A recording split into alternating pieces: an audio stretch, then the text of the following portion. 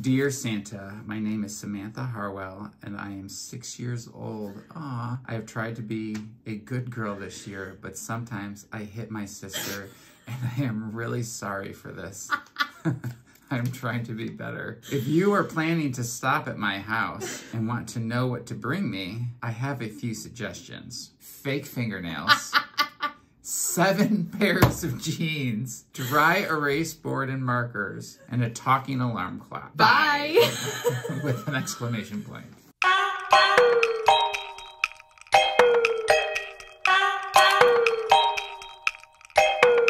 Ladies and gentlemen, welcome to another episode of The HOSA Way. That's Mark. This is Sam. That's Sam. Let's get going. The HOSA Way is our way of communicating to HOSA leaders on what is coming down the pike for information regarding HOSA conferences and events, which is a lot right now. So, Sam, kick us off. This Monday, the Gift of Life HOSA Challenge started. With how many schools? 29 have registered as of now. And so you can still sign up. It's never too late. Another thing that I really want to talk about is the HOSA Med Talk that we have coming up. I keep trying to pump this one a little bit because we have 8 speakers. Really quickly, going to go over the speakers that we have here. We have a person talking about concussions and how real they are. She did this actually a few years ago and it was really good. So we're excited about concussions and the truth about concussions. We have somebody talking about implicit bias. Implicit bias is all these assumptions that we come to innately, that we don't even realize that we're making these biased decisions. And so she has some cool photos and pictures and stuff that she's going to talk about as far as that goes and how that plays a part in the work that we do as healthcare providers. Heart Healthy for Life, which is our public health topic this year. Another one is talking to your friends about mental health. That's our PSA topic. And there's a new mental health promotion competitive event this year as well. Virtual learning, whether it's good or bad in a health profession setting. And that's our research, persuasive writing, and speaking topic. Small Talk is an organization that has to do with sexual abuse and abusive behaviors, especially related to children. This is something important, number one, for all of us to know and be aware of. And also, we're going to have to recognize it as healthcare professionals and report it. Very relevant topic. So our biomedical debate topic this year is medical errors should be considered criminal offenses. And we have the original attorney who created the I'm Sorry program for the University of Michigan health system, where instead of trying to cover up our mistakes, they now go directly to the patient or sometimes not the patient's family, and say, this is the mistake that was made. We are sorry we made a mistake, and this is how we plan to remedy this mistake, and how that caused all these malpractice suits to completely plummet. And so we have the actual lawyer who created this program and is going to talk to us. So awesome. So we are honored to have all these speakers. So we are very excited about that.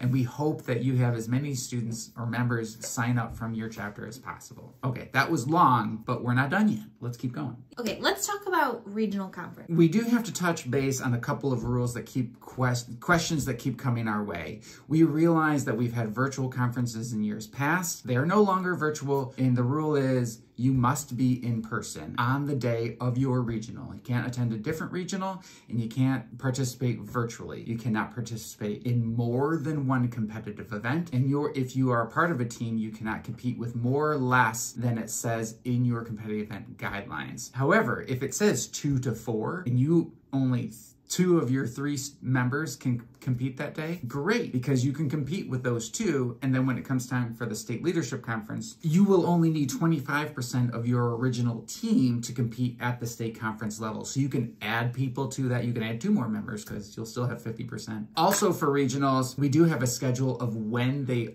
all begin and end that's posted. It's the same for all of them. Registration is going to begin right around that 8 o'clock mark. Orientation at 8:30. Events starting at 9 o'clock. Awards ceremony, hopefully, if all goes according to plan, by 2 o'clock. We're out of there by no later than 3:30. So we've been getting some questions about sports medicine. One of the skills we will be evaluating is anatomical landmark. Years past for regional conferences, we've narrowed it down to like lower extremities only. We will be narrowing it down this year as well, but we haven't decided how we're going to narrow it down yet. So stay tuned for that. Next week we will have it posted and we will let you all know exactly how we're going to be narrowing it down. We are going to have blood drives at most of the regional conferences this year as well. Which is really cool. And we hope that you participate. It's something to do once you're done competing, in between from when you compete into the award ceremonies. More information to come on that, but we just thought it would be fun to share. This week's useful tool is, oh, this is really great because this has been requested year after year and now you have it. The useful tool is competitive event samples. And so if you go to the regionals page, www.michiganhosa.org/regionals, one of the circles resources says competitive event samples. And when you click on this, there's a list of sample scenarios for emergency preparedness and health professions events. There's sample extemporaneous writing. And that's the HOSA way.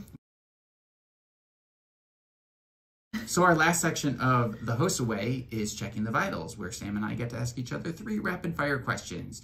Besides obvious things like your children or things like that, what is a physical object, like a favorite gift you've received? Oh, I will say I'm not the kind of guy who will put things on his wall as like my diplomas, or except there's a couple things. In 2009, I was the HOSA board chair for the Inc. Board of Directors, and they gave me this crystal thing and a poster with the word priorities on it but that holds value to me. I think that was a really cool experience. What's the worst trouble you've ever gotten in? Oh my gosh. Yeah. Well, clearly from my Santa.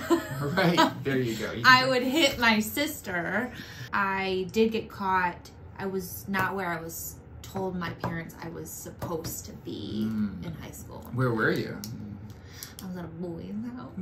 What's the favorite part of your job? I just had somebody ask me the other day about the conference. Am I prepared for the conference this week, Thursday or Friday? Because right now, as you guys watch this, it's the Michigan Health Science Educators Conference. And I said, oh no, I don't have to prepare much for this particular conference.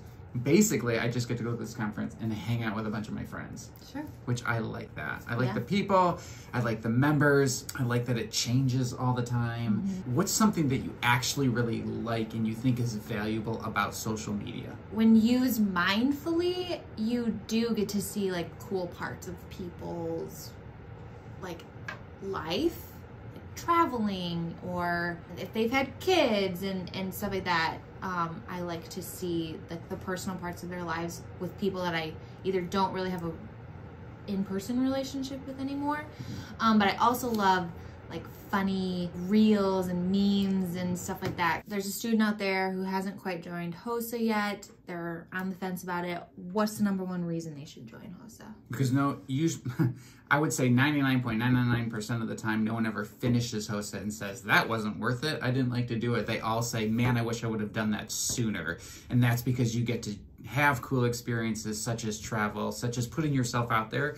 Whenever you do something that scares you a little bit, most of the time you're really glad you did it when you're done. Have you ever had a nickname? Multiple. Okay. So a lot of my family members call me, oh, this is kind of cringy, but Sammy Sue.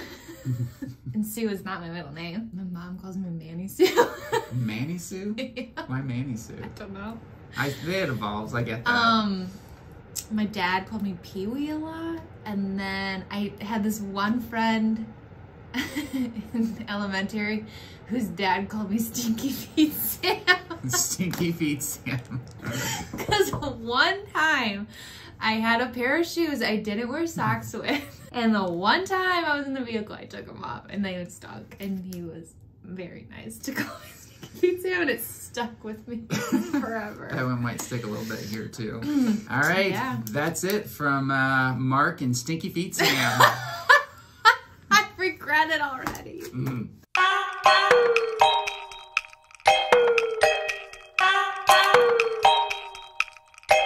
Stay tuned. Next week we will have more information on that. Is that clear? Is that helpful? Can I say that better? Yeah. Okay. Okay. Yeah. Okay.